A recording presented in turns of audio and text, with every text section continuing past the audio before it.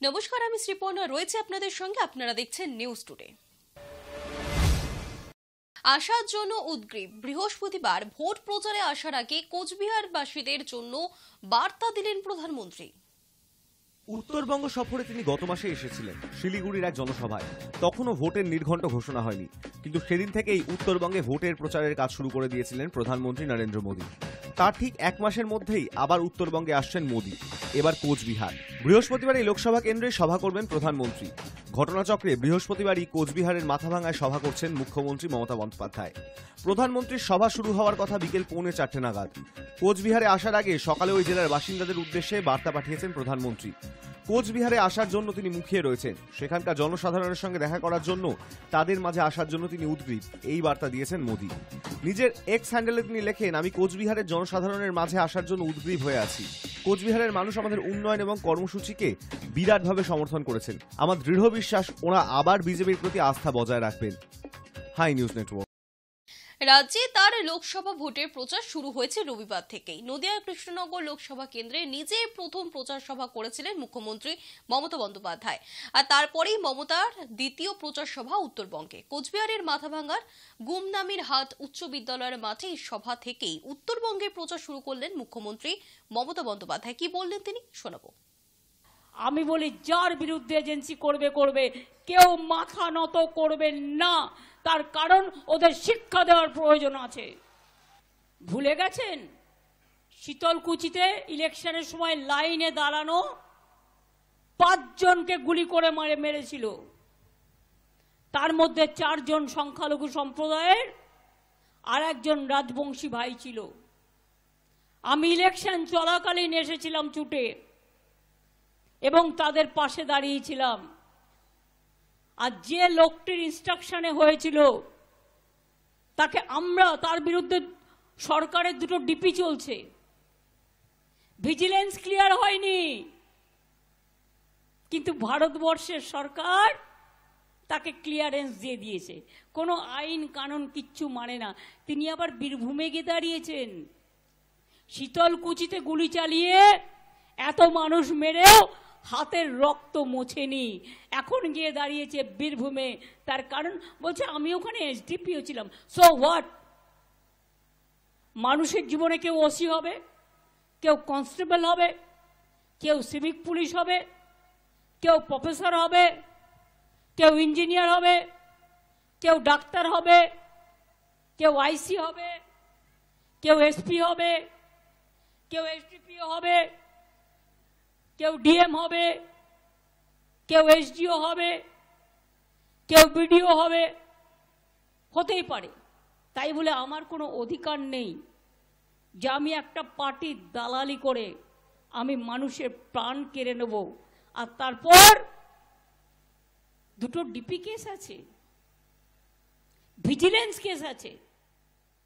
আমরা state government থেকে objection জানানো সত্ত্বেও আমি জানি না কেন্দ্রের যে সরকার আছে কোন সংবিধান মানে কিনা, কোন আইন মানে কিনা। ওদের একটাই আইন, 1 নেশন অ্যান্ড 1 পলিটিক্যাল পার্টি।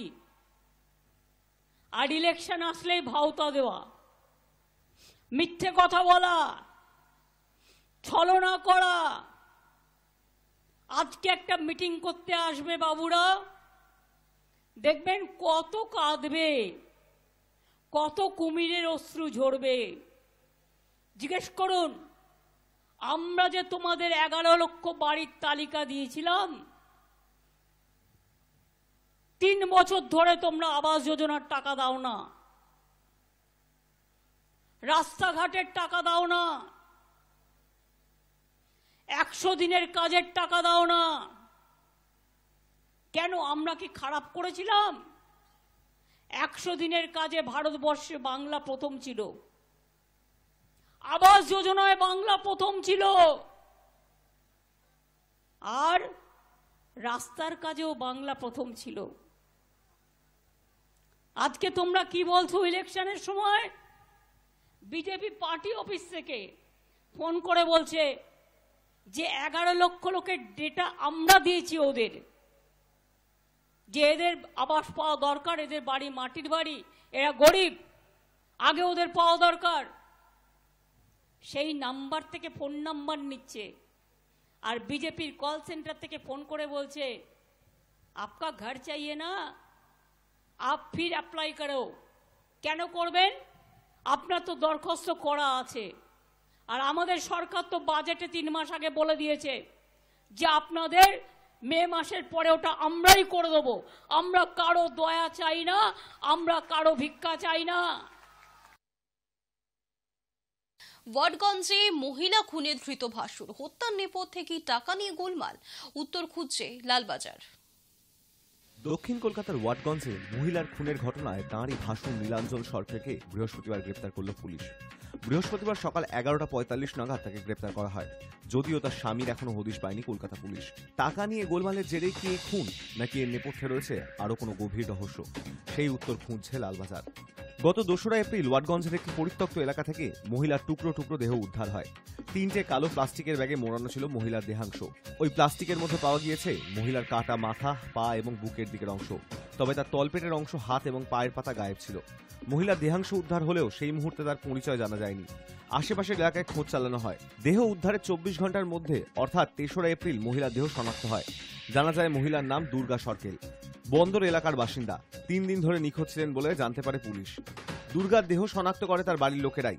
2007 সালে পশ্চিম বন্দর এলাকার বাসিন্দা ধনী সরকেলের সঙ্গে তার বিয়ে হয়। দুর্গার বাড়িতে স্বামী ছাড়াও রয়েছেন শাশুড়ি, দেওর, ননদ, মৃতার একটি পুত্রও রয়েছে। এই ঘটনার পরই দুর্গা শ্বশুরবাড়ির লোকেদের জিজ্ঞাসাবাদ শুরু করে পুলিশ। এই খুনের ঘটনার সঙ্গে তাদের কোনো যোগ রয়েছে কিনা তার তদন্ত শুরু হয়েছে। দুর্গার দেও নীলাঞ্জনকে রাতে ডেকে পাঠানো হয়েছিল, তাকে জেরাও করেছে পুলিশ। সেই তদন্ত চলাকালীনই দুর্গার ভাসুরকে গ্রেপ্তার করল পুলিশ। মৃতার স্বামী মাদকাসক্ত বলে জানতে পেরেছে পুলিশ। তাকে রিহ্যাবে পাঠানো হয়েছিল, তবে সেখানে থেকে তিনি পালিয়ে যান। দুর্গার মৃত্যু হয়েছিল তার দেহ উদ্ধারের 10 ঘন্টা আগে। প্রাথমিকভাবে জানা গিয়েছে দুর্গার গলায় ধারালো অস্ত্রের কাটা দাগ রয়েছে। সাধারণত ধারালো ছুরিতে এই ধরনের সরু কাটা দাগ হয় বলে তদন্তকারীদের অনুমান। তবে তার শরীরের বাকি অঙ্গ প্রত্যঙ্গ কাটার জন্য চপার অথবা করাত ব্যবহার করা হয়ে থাকতে পারে। যদিও পুলিশ নিশ্চিত ঘটনাস্থলে এই কাজ করা হয়নি, অন্যত্র এই কাজ সম্পন্ন করে ওয়াটগঞ্জে এনে ফেলা হয়েছিল। High News network. কেজরিওয়ালকে মুখ্যমন্ত্রী পদ থেকে সরানোর মামলা খারিজ করে দিল দিল্লি হাইকোর্ট। কি বলল আদালত, দেখুন। আবগারি দুর্নীতি মামলায় এনফোর্সমেন্ট ডিরেক্টরেটের হাতে গ্রেপ্তার হয়েছেন দিল্লির মুখ্যমন্ত্রী অরবিন্দ কেজরিওয়াল।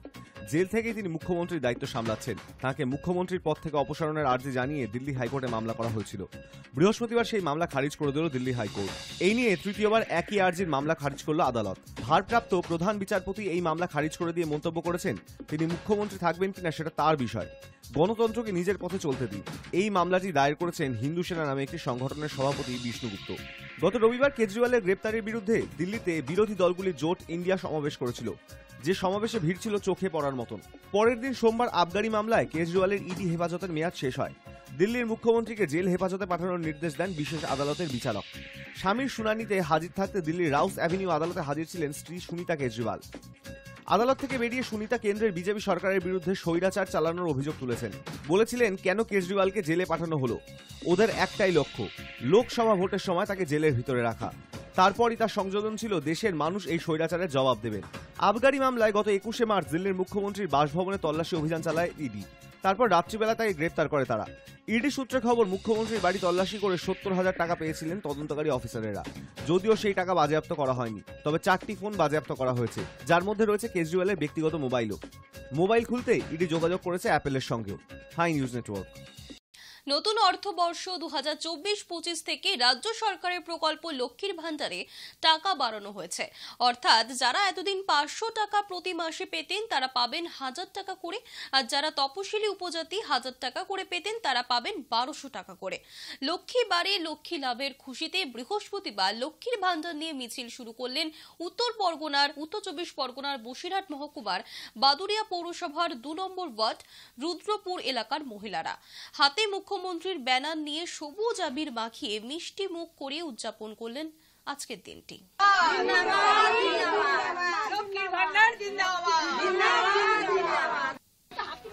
আমরা লক্ষ্মীর ভান্ডার নিয়ে নেমেছি। আমাদের দিদি টাকা বাড়িয়ে দিয়েছে, দিদি যাতে ভবিষ্যতে আবার থাকে আমরা সেই চেষ্টাই করব।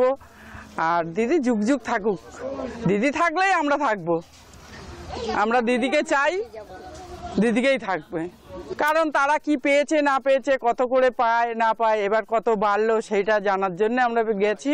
এবার সবাই আমাদের সায় দিয়েছেন, তারা পাচ্ছেন, আমরা খুবই খুশি, অল্প নয় অনেকটাই খুশি। আমরা চাইছি দিদিই থাকবে, দিদিকে ছাড়া আমরা এখন অন্য কিছু চাইছি না। আমরা চাইছি দিদি থাকুক, আর দিদি না থাকলে আমাদের কোনো গতি হবে না। আর আমরা চাইছি দিদি যুগ যুগ। গরমের দাবদাহে ঘরে বাইরে সর্বত্রই অস্বস্তিকর পরিবেশ তৈরি হয়েছে, আর তা থেকে বাঁচতেই অনেকেই গরম থেকে ফিরে ঠান্ডা জল খান। কিন্তু জানেন কি এই ঠান্ডা জল কতটা ক্ষতি করছে? দেখুন। গরমের দাবদাহে ঘরে বাইরে সর্বত্রই অস্বস্তিকর পরিবেশ। চৈত্রের শুরুতেই গ্রীষ্মের যে দাপট, তাতে দিনের বেলা বাইরে বেরোনোই দায় হয়ে উঠেছে। বিশেষ করে একটু বেলা বাড়তেই বাইরে বেরোনো দায় হয়েছে। রোদ, চশমা, ছাতা ব্যবহার করে মাথায় ওড়না জড়িয়েও গরমের সঙ্গে লড়াই করা যাচ্ছে না। তাই ঘেমে মেয়ে বাড়ি ফিরে অনেকেই চলে যান ফ্রিজের ঠান্ডা পানীয় পান করতে। সেই সময় একটু ঠান্ডা জল বা শরবতই যেন হয়ে ওঠে প্রাণদায়ী ওষুধ। ঠান্ডা জলের বোতল থেকে একটু গলায় ঢাললেই শান্তি। কিন্তু চিকিৎসকেরা জানাচ্ছেন, রোদ থেকে ফিরেই ফ্রিজের ঠান্ডা জল খাওয়ার অভ্যেস শরীরের জন্য একেবারেই ভালো নয়। সাময়িক শান্তি পাওয়া গেলেও পরে নানা রকম সমস্যা দেখা দিতে পারে, যেমন মাইগ্রেন। অত্যাধিক ঠান্ডা জল খাবার অভ্যেস মাইগ্রেনের কারণ হতে পারে। আগে থেকে যাদের মাইগ্রেনের সমস্যা রয়েছে, রোদ থেকে ফিরে ঠান্ডা জল খাওয়া তাদের একেবারেই উচিত নয়। মাথা ব্যথা, হঠাৎ মাথা চারা দিয়ে উঠতে পারে। হজমের গন্ডগোল, হজমের গোলমাল দেখা দিতে পারে ঠান্ডা জল খাওয়ার ফলে। ঠান্ডা জল হজমের সমস্যা বৃদ্ধি করে, পাশাপাশি পেটে ব্যথা এবং ডায়রিয়ার সমস্যাও দেখা দিতে পারে বেশি ঠান্ডা জল খাওয়ার ফলে। রোদ থেকে ফিরেই ঠান্ডা জল খাবেন না, কিছুক্ষণ ধাতস্থ হয়ে তারপর জল খান। গলা ব্যথাও হতে পারে। রোদ থেকে ঘেমে নিয়ে বাড়ি ফিরে কনকনে ঠান্ডা জল খাওয়ার অভ্যেস থাইরক্সিন হরমোনের মাত্রা বাড়িয়ে দিতে পারে। সেই সঙ্গে টনসিল গ্রন্থি ফুলেও গলা ব্যথার সমস্যাতেও ভুগতে হতে পারে। ঠান্ডা জল খাওয়ার পর মনে ক্ষণিকের শান্তি মিটলেও শরীরকে কিন্তু কাহিল করে তোলে। অতিরিক্ত ঠান্ডা জল খেলে প্রোটিন, কার্বোহাইড্রেট, ফাইবারের মতো স্বাস্থ্যকর উপাদানগুলির ক্ষয় ঘটতে পারে। ফলে শরীর ভিতর থেকে দুর্বল হয়ে পড়ে, আরো বেশি ক্লান্ত হয়ে পড়ে শরীর। তাই রোদ থেকে ফিরেই ঠান্ডা জল খাওয়ার অভ্যেস একেবারেই স্বাস্থ্যকর নয়। Hi News Network. অস্বস্তিকর আবহাওয়া থেকে এখনই মুক্তি নেই দক্ষিণবঙ্গ এবং কলকাতার বাসিন্দাদের, বরং আগামী কয়েকদিনে তাপমাত্রা আরো 2 থেকে 3 ডিগ্রি বাড়বে এমনই পূর্বাভাস দিচ্ছে আলিপুর আবহাওয়া দফতর। অস্বস্তিকর আবহাওয়া থেকে এখনই মুক্তি নেই দক্ষিণবঙ্গ এবং কলকাতার বাসিন্দাদের, বরং আগামী কয়েকদিনে তাপমাত্রা আরো 2 থেকে 3 ডিগ্রি বাড়বে এমনই পূর্বাভাস আলিপুর আবহাওয়া দফতরের। রাজ্যের 9 জেলায় আগামী রবিবার পর্যন্ত তাপপ্রবাহের সতর্কতা জারি করা হয়েছে। এই 9 জেলা হল পূর্ব ও পশ্চিম মেদিনীপুর, পুরুলিয়া, ঝাড়গ্রাম, বাঁকুড়া, পশ্চিম বর্ধমান, পূর্ব বর্ধমান, বীরভূম এবং দক্ষিণ 24 পরগনা। দক্ষিণবঙ্গের জেলাগুলিতে আপাতত বৃষ্টিপাত কিংবা তাপহ্রাসের কোনো খবর নেই। দক্ষিণবঙ্গে দহন জ্বালা চললেও উত্তরবঙ্গের 2 জেলায় কিন্তু হালকা বৃষ্টির পূর্বাভাস দিয়েছে আলিপুর আবহাওয়া দফতর। দার্জিলিং এবং কালিম্পং জেলায় বিক্ষিপ্তভাবে হালকা থেকে মাঝারি বৃষ্টিপাত হতে পারে। বৃষ্টি চলতে পারে রবিবার পর্যন্ত। শনিবার থেকে উত্তরের বাকি জেলাগুলিতেও হালকা বৃষ্টির পূর্বাভাস দেওয়া হয়েছে। বুধবার কলকাতার সর্বোচ্চ তাপমাত্রা ছিল 37.1 ডিগ্রি সেলসিয়াস, যা স্বাভাবিকের থেকে 3 ডিগ্রি বেশি। বৃহস্পতিবার সারাদিনে সর্বোচ্চ এবং সর্বনিম্ন তাপমাত্রা যথাক্রমে 38 থেকে 28 ডিগ্রি সেলসিয়াসে পৌঁছতে পারে এমনটাই পূর্বাভাস। তাপপ্রবাহের হাত থেকে রক্ষা পেতে আবহাওয়া দফতরের তরফে কিছু পরামর্শ দেওয়া হয়েছে। তা হলো, রাস্তায় বেরিয়ে বেশিক্ষণ টানা রোদে থাকবেন না।